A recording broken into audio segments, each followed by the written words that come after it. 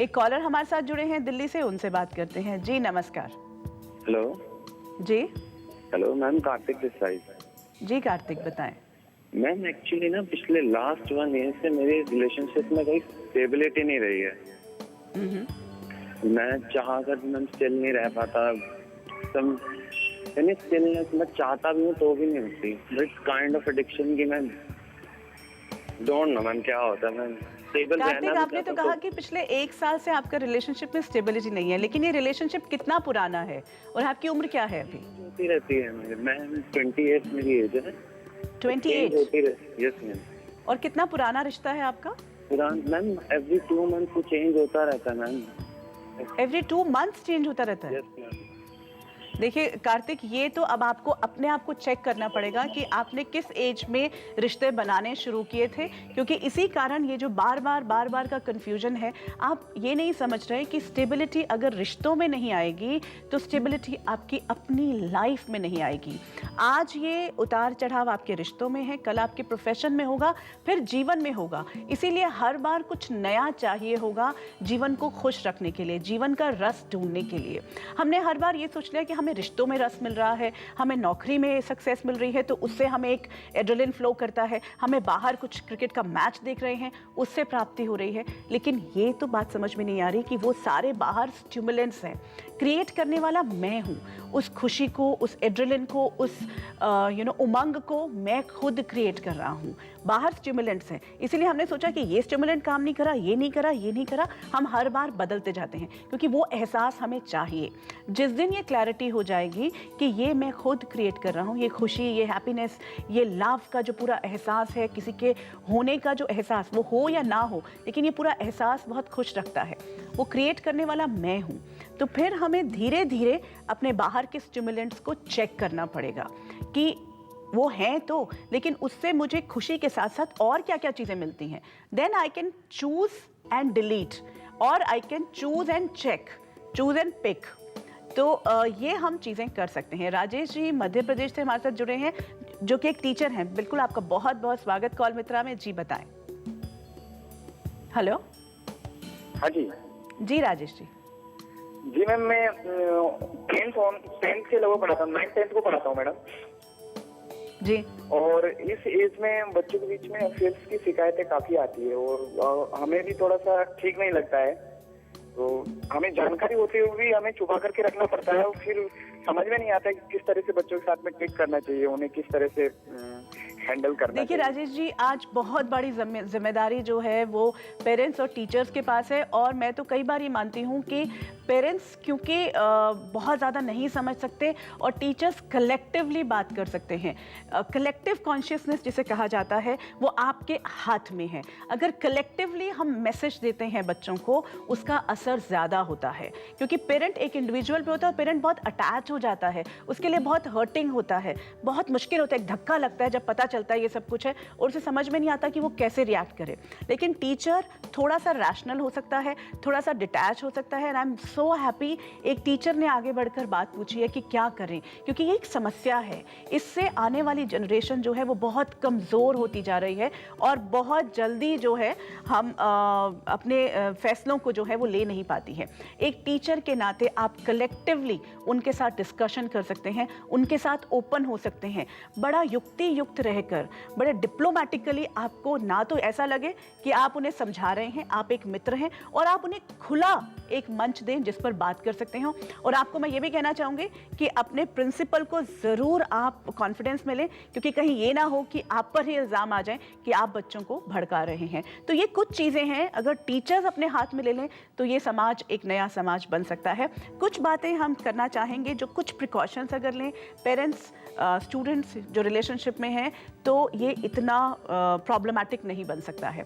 कुछ बातें हम आपके साथ शेयर करना चाहेंगे कि टीनेज रिलेशनशिप का जो बच्चों में बढ़ रहा है क्रेज़, ये हम सब देख रहे हैं। बढ़ती उम्र में ऑपोजिट सेक्स की तरफ झुकाव जो है वो आम बात हो चुकी है।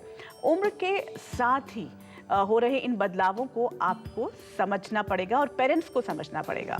बच्चों की उम्र के तकाजे को आप समझें कि ये उस उम्र का तकाजा है, लेकिन इसे नज़रअंदाज नहीं करें और ये कहकर कि ये तो इसी उम्र का तकाजा है।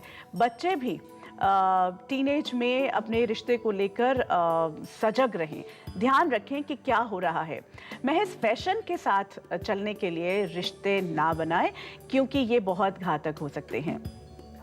बार बार बनते टूटते रिश्तों का व्यक्तित्व पर बहुत बड़ा प्रभाव पड़ता है। बार बार बात यही कह रहे हैं, अपनी पर्सनालिटी को देखें, ये वीक होती जाती हैं। किसी भी रिश्ते में दीवानगी की हद तक ना पहुंचे और उसे पार ना करें। जैसे ही लगे कि ये हो रहा है, चाहे आपसे या आपका जो पार्टनर है उससे, उसे इग्नोर ना करें, किसी बड़े को ज़रूर बताएं। रिलेशनशिप की वजह से हो रही घुटन को ज़रूर शेयर करें। अगर घुटन हो रही है या आप ऑब्सेस हो रहे हैं, किसी के साथ ज़रूर शेयर करें और उससे बाहर निकलने की कोशिश करें। चाहे 3 महीने का गैप दें, लेकिन गैप ज़रूर दें। अगर रिश्ते के लिए उठाए कदम सही दिशा में हो तो ये रिश्ता जो है ये उम्र भर साथ निभाया जा सकता है। ये एक बहुत इम्पॉर्टेंट बात है, क्योंकि आज भी हम किन रिश्तों को सबसे ज़्यादा इम्पोर्टेंस देते हैं? जो हमने स्कूल में बनाए, कॉलेज में बनाए, चाहे वो फ्रेंड्स के साथ थे, चाहे वो हमारा कई बार कहा जाता है कि जो यंग एज का रोमांस है वो भी लंबा चलता है, और वो लंबा तब चल सकता है जब हम डिस्टेंस देकर रखें। तो ये कुछ चीज़ें हैं, अगर अपने जीवन में हम समझते जाएंगे, ये जीवन जो बहुत खूबसूरत है उसे खूबसूरती से जी पाएंगे। एक और कॉलर हमारे साथ जुड़े हैं। जी हेलो।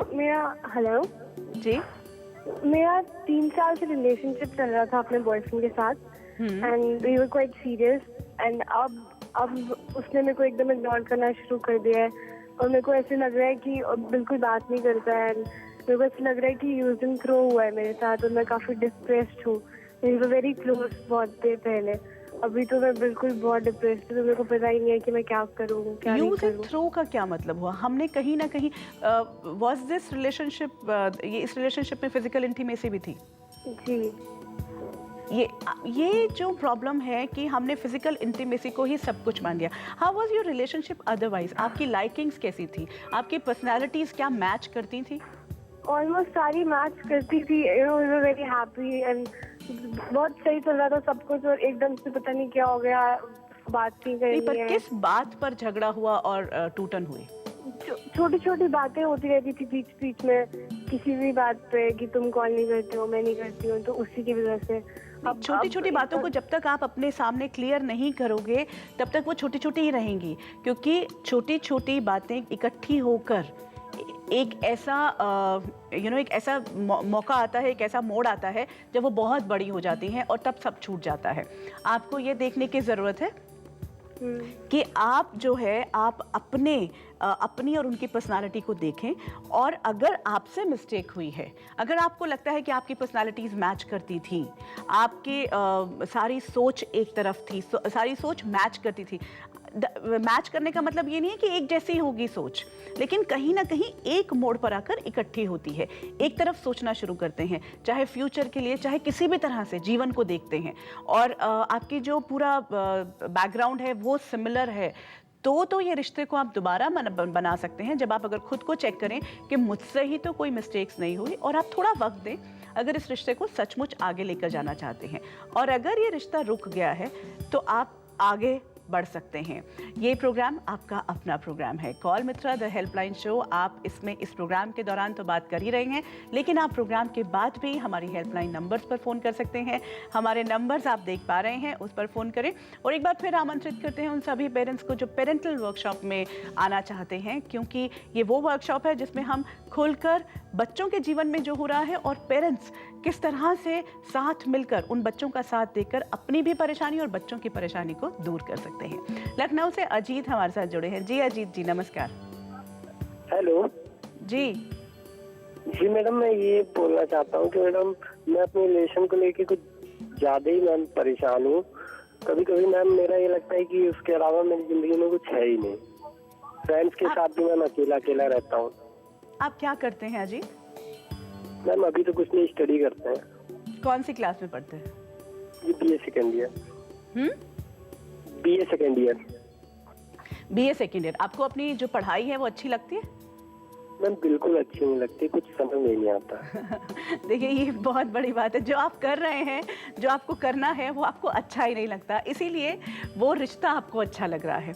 एक आप इस पढ़ाई को, क्योंकि ये ज़रूरी है, इसको कंटिन्यू करें। दूसरा, अपने लिए कोई हॉबी या कोई प्रोफेशनल कोर्स ढूंढें जो आपको अच्छा लगता है, जिसमें आपको लगता है कि आप अच्छा कर सकते हैं, आपके पास काबिलियत है, उसमें एडमिशन ले लें। जैसे ही आपकी अपनी सेल्फ एस्टीम बढ़ती जाएगी, जैसे ही आप अपने आप से सेटिस्फाई होते जाएंगे, अपने आप को खुशी दे पाएंगे, इस रिश्ते से मिलती वो जो एक कंटिन्यूअस खुशी है, उसकी इतनी ज़रूरत नहीं रहेगी।